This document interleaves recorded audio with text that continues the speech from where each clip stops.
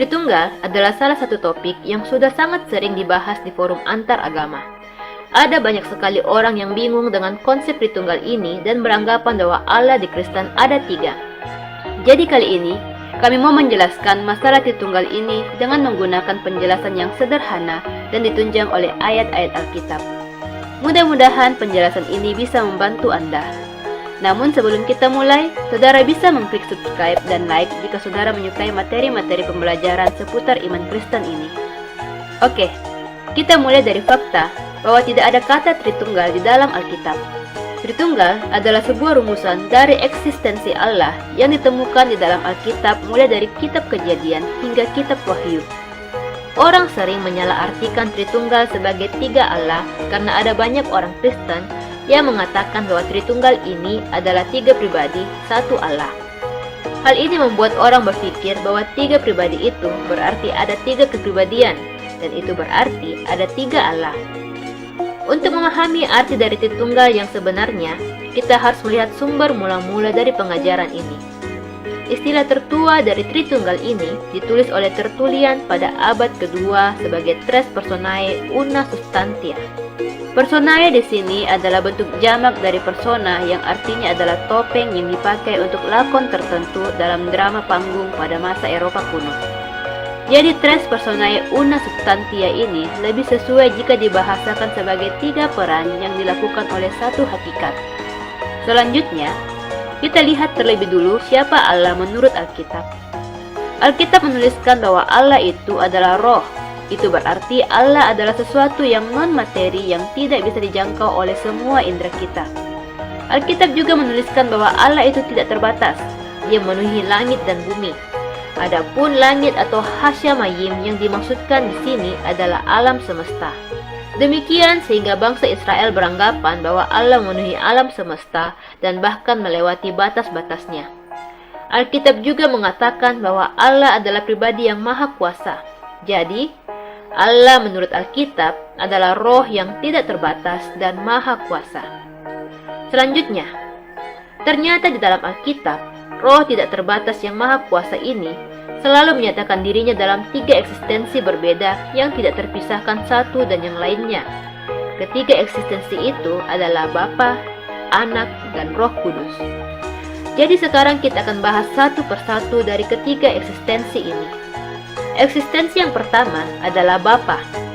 Di dalam Alkitab, Tuhan Yesus membahasakan bahwa Bapa adalah sumber dari roh yang tidak terbatas yang dikaruniakan kepadanya. Bapa adalah sumber dari semua kehendak, kuasa, dan pekerjaan yang dilakukan oleh Tuhan Yesus. Alkitab juga menuliskan bahwa tidak seorang pun yang pernah melihat Allah. Jadi Allah Bapa adalah eksistensi yang menjadi sumber dari roh Allah yang tidak terbatas dan yang tidak terjangkau oleh semua indera manusia itu. Selanjutnya adalah eksistensi yang kedua, yaitu Anak. Sebelumnya kita sudah melihat bahwa Allah dalam eksistensi Bapa adalah roh yang tidak terbatas. Kondisi ini membuat tidak seorang pun yang pernah melihat dan berkomunikasi dengan Allah. Tapi sepanjang Alkitab, kita bisa membaca ada beberapa kali Allah menyatakan diri di hadapan manusia. Misalnya, Allah berjalan di dalam Taman Eden. Allah menemui Abraham di tendanya. Allah bergulat dengan Yakub. Allah menemui Hagar. Allah berbicara dalam api di semak duri. Allah hadir dalam tiang awan dan api. Allah berbicara dalam badai petir di puncak Sinai. Dan yang terakhir adalah Allah berdiam dalam tubuh daging manusia yang diberi nama Yesua. Ya, Allah yang tampak itu selalu dinyatakan oleh Anak Tunggalnya. Anak Tunggalnya adalah bagian dari roh Allah sendiri yang keluar dan datang langsung dari Bapa untuk dinyatakan sebagai gambar wujud Allah. Adapun gambar wujud Allah di mana roh Allah tinggal dan bekerja di dalamnya ini disebut sebagai baitnya. Selanjutnya, kita mengenal eksistensi yang ketiga, yaitu Roh Kudus. Alkitab menuliskan bahwa Roh Kudus adalah roh Allah yang keluar dari Bapa dan dinyatakan melalui Anak Tunggalnya untuk melaksanakan semua kehendak dan kuasa Allah di dunia ini. Jadi 3 eksistensi Allah ini adalah satu kesatuan yang tidak terpisahkan dari sejak dahulu kala sampai selama-lamanya, di mana Allah Bapa adalah sumber dari semua roh, kehendak, dan kuasa Allah. Allah Anak adalah yang menyatakan semua roh, kehendak, dan kuasanya tersebut. Roh Kudus atau Roh Allah adalah yang menjalankan semua kehendak dan kuasanya di dunia ini. Jadi tidak pernah ada 3 Allah, dan kita tidak perlu beretorika untuk membenarkan 1 tambah 1 tambah 1 sama dengan 1. Karena memang sejak semula hanya ada 1 Allah saja. Anak tunggalnya dan Roh Kudusnya adalah pernyataan Roh Allah sendiri yang keluar langsung dari Bapa. Ketiga eksistensinya ini tidak terpisahkan. Tidak ada kehendak dan kuasa Allah yang tidak berasal dari Bapa. Tidak ada kehendak dan kuasa Allah yang dinyatakan di luar Anak tunggalnya. Dan tidak ada kehendak dan kuasa Allah yang dikerjakan bukan oleh Roh Kudusnya. Apakah sesederhana itu? Ya, bisa saja sesederhana itu. Namun, inkarnasi Anak Tunggal Allah sebagai Yesus Kristus membawa begitu banyak kebingungan bagi mereka yang tidak mengetahui peranan dan alasan Allah turun ke dunia ini sebagai manusia biasa. Sebagai akibatnya, muncul beberapa pertanyaan seputar keilahian Yesus Kristus, yaitu, kenapa Allah bisa menjadi manusia? Kenapa Allah perlu menjadi manusia? Kenapa Yesus Kristus lemah jika Dia benar Allah? Kenapa Yesus Kristus mengaku sebagai utusan saja? Kenapa Allah bisa dibunuh? Surga kosong dong saat Yesus Kristus turun ke dunia. Kenapa Yesus Kristus tidak tahu kapan kiamat? Kenapa konsep Tritunggal hanya ada di Kristen, di mana Yesus Kristus mengaku sebagai Allah? Untuk itu, kami akan mencoba menjawab secara singkat pertanyaan-pertanyaan di atas. Kenapa Allah bisa menjadi manusia? Ya tentu saja karena Allah bisa. Allah sudah berkali-kali melakukan ini. Allah menaruh rohnya di dalam api di semak belukar, di dalam tiang awan dan tiang api, di dalam bait Allah, dan lain-lain. Lalu apa alasannya kita meragukan Allah bisa menaruh rohnya di dalam rupa tubuh manusia biasa? Kenapa Allah perlu menjadi manusia untuk menebus dosa? Maksud dari pertanyaan ini adalah, kenapa tidak ampuni saja? Kenapa harus repot-repot jadi manusia biasa dan mati menderita di kayu salib? Begini, ada alasannya iblis disebut sebagai setan.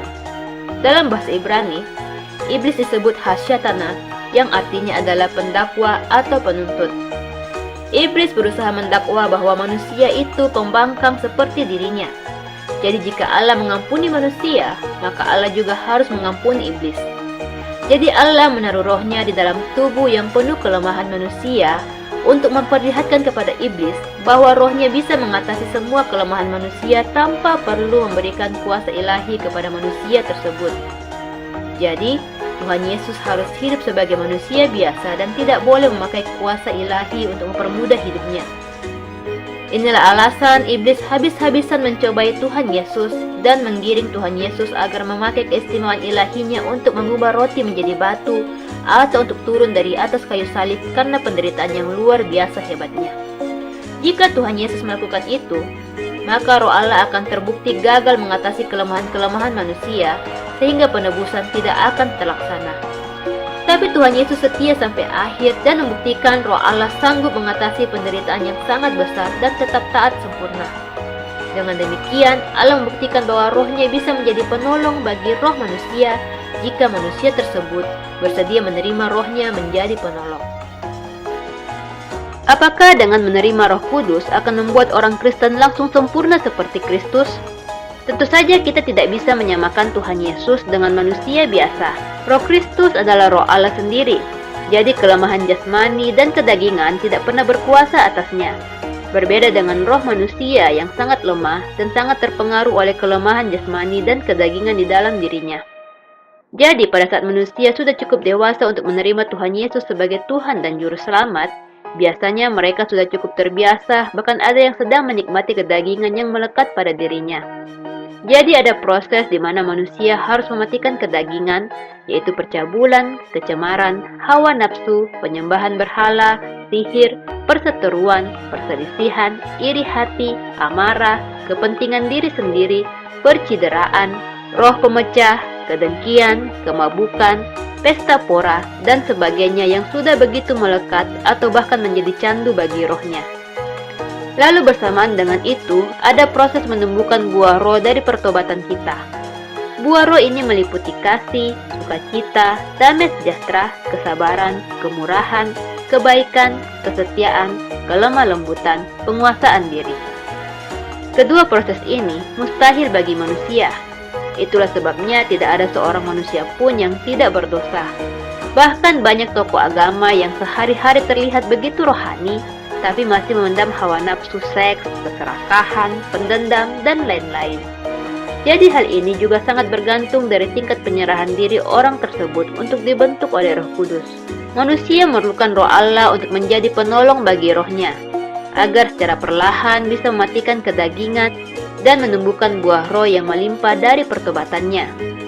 Mereka yang punya buah roh yang melimpah di dalam dirinya tentu akan mengasihi Allah dan sesamanya manusia. Jadi kecenderungan untuk melanggar firman Tuhan itu tentunya jauh lebih kecil dibandingkan mereka yang berkubang dalam kedagingan mereka. Tapi bukan berarti mereka sudah tidak akan melakukan kesalahan atau dosa. Manusia tetaplah manusia yang pertimbangannya bercacat dan tidak sempurna. Jadi dosa yang terjadi lebih kepada kegagalan mereka memahami kehendak Allah dan bukan dikarenakan mereka berada di bawah pengaruh keserakahan, dendam, hawa nafsu seks, dan lain-lain.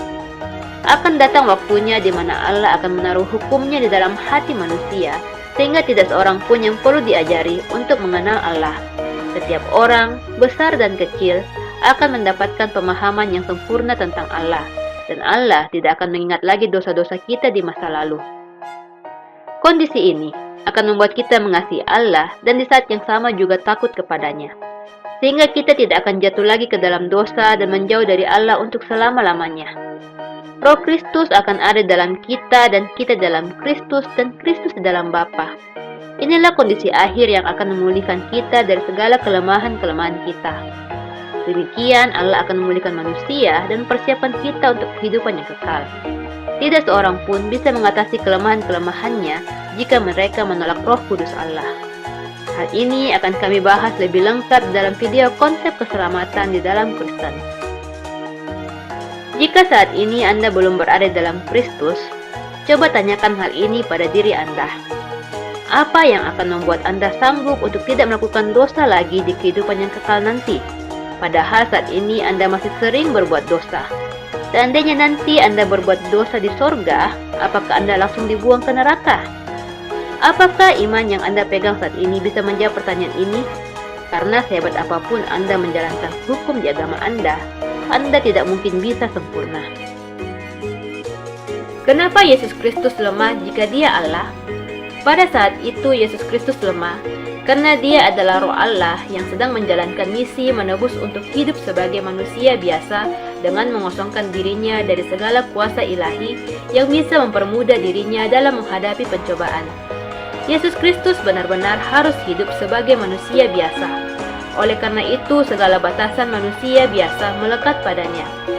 Jadi ngapain juga Allah mempersiapkan tubuh yang lemah sebagai baiknya jika Dia ingin tampil dahsyat? Pemahaman bahwa Allah harus selalu tampil dahsyat dan perkasa itu hanya pemikiran manusia saja. Allah sudah menunjukkan bahwa Dia bisa mengatur kedahsyatan penampilannya sesuai dengan tujuannya. Dia bisa menjadi badai api menakutkan di atas gunung Sinai, tapi Dia juga bisa menjadi api kecil di semak belukar. Bukankah tidak ada yang mustahil bagi Allah? Allah yang menciptakan matahari yang dahsyat di langit, namun Allah juga yang menciptakan bunga putri malu yang rapuh di padang. Jadi kita harus berhenti membatasi Allah menurut imajinasi kita. Kenapa Yesus Kristus mengaku sebagai utusan Allah? Ya karena memang Yesus Kristus adalah utusan Allah. Yang menjadi masalah adalah utusan Allah itu adalah Allah sendiri. Tentu ini yang gagal diterima logika manusia yang terbatas, karena menurut logika manusia, dirinya tidak bisa mengutus dirinya sendiri. Jika dia harus pergi ke suatu tempat, maka dia harus datang sendiri. Di dalam bahasa Ibrani, kata utusan ini disebut sebagai malak yang biasa kita terjemahkan juga sebagai malaikat. Dengan pemahaman ini, cobalah membaca ayat-ayat berikut. Ini dikatakan bahwa yang datang menemui Abraham adalah malaikat Allah, atau dengan kata lain adalah utusan Allah. Namun terlihat jelas bahwa utusan itu berbicara sebagai Allah sendiri. Jadi sekali lagi, kita harus berhenti mengukur Allah seperti kita mengukur manusia. Manusia memang tidak bisa mengutus dirinya sendiri, karena roh manusia hanya untuk dirinya. Berbeda dengan Allah yang rohnya tidak terbatas. Allah bisa menaruh rohnya dalam rupa yang diinginkannya dan mengutus rupa itu untuk mengunjungi manusia sebagai representasi atau perwakilan dari seluruh eksistensi roh Allah. Jadi baitnya itulah yang diutusnya, namun roh Allah sendiri yang bekerja di dalam baitnya itu. Kenapa Allah bisa dibunuh? Apakah surga kosong selama Yesus Kristus di dunia? Allah tidak mungkin bisa dibunuh. Allah adalah kehidupan itu sendiri. Hanya saja manusia memang terbiasa menilai sesuatu berdasarkan apa yang tampak. Jangan lupa bahwa Allah itu adalah roh. Allah bukan tubuh daging manusia. Yang terjadi 2000-an tahun yang lalu itu adalah sekumpulan orang berkumpul untuk menghancurkan bait dari rohnya. Jadi Allah itu roh. Kegagalan manusia adalah menyangka bahwa mereka berhasil membunuh dia, padahal sangat jelas pada saat kematian tubuh jasmaninya, Allah masih bekerja mengguncang bumi, menggelapkan matahari, merobek tirai ruang maha suci di bait Allah, dan lain-lain. Kegagalan manusia jugalah yang membuatnya berpikir bahwa sorga kosong jika Allah mengutus rohnya ke dunia. Padahal sangat jelas, roh Allah tidak terbatas. Rohnya yang selalu memenuhi langit dan bumi. Rohnya tidak akan berkurang, hanya karena ada bagian dari rohnya yang dinyatakan dalam rupa dan diutus untuk tinggal di antara manusia. Sampai saat ini, Allah masih mengutus rohnya untuk menolong miliaran jiwa di dunia ini. Karena setiap orang yang percaya bahwa Yesus Kristus adalah Tuhan, pasti mendapatkan pertolongan roh Allah. Namun tetap saja, roh Allah memenuhi langit dan bumi. Dan tetap saja, roh Allah disebut dengan kata tunggal, walaupun dia berdiam dan bekerja di dalam miliaran manusia. Karena sampai selama-lamanya, roh Allah akan merupakan satu kesatuan yang tidak terbatas. Kenapa Yesus Kristus tidak tahu kapan kiamat? Roh Allah hanya menyatakan hal-hal spesifik yang dikehendaki oleh Allah.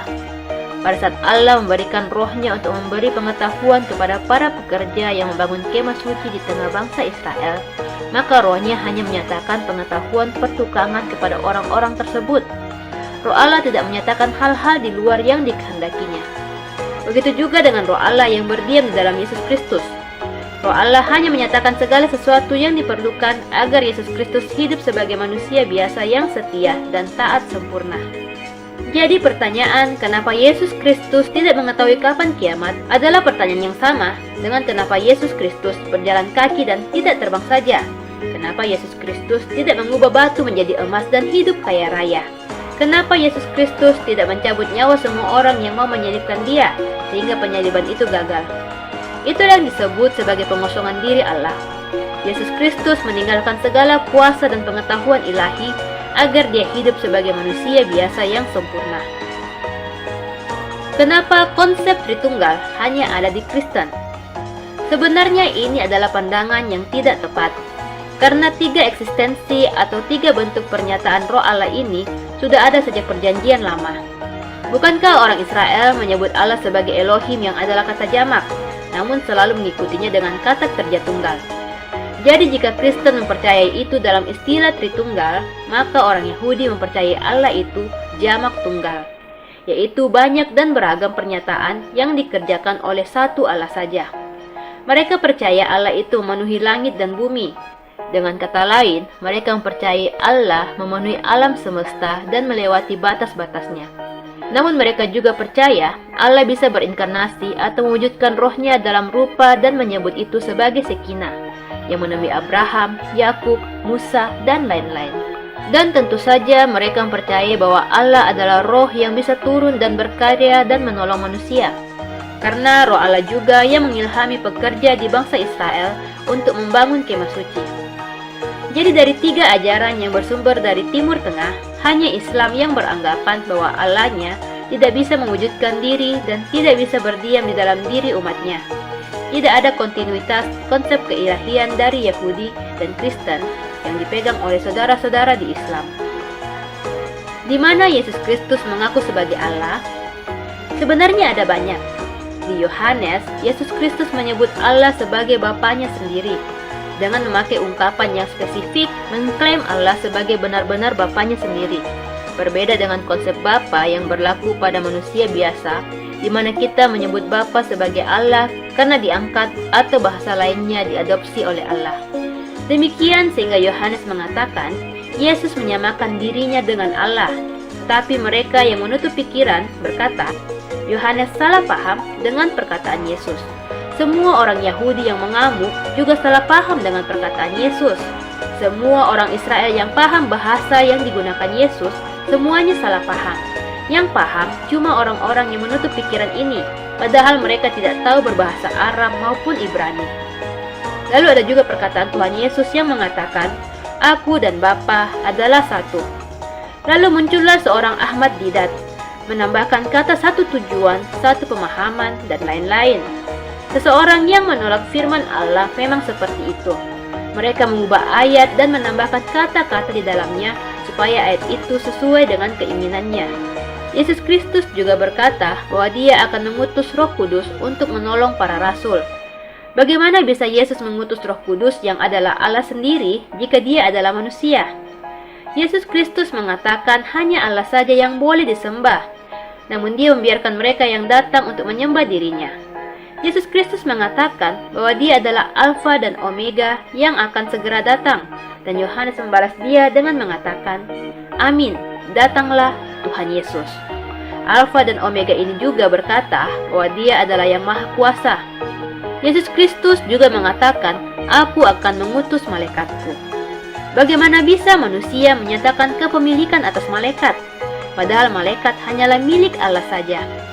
Ada banyak sekali pernyataan keilahian Yesus Kristus dalam Alkitab.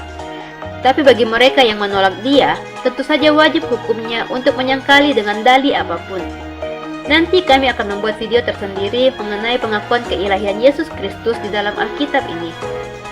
Sampai di sini, mudah-mudahan saudara-saudara sudah mendapatkan gambaran akan konsep Tritunggal di mana Allah mempunyai 3 eksistensi roh yang selalu bekerja bersama dalam menyatakan kehendak dan kuasanya. Sampai jumpa di video kami yang lainnya.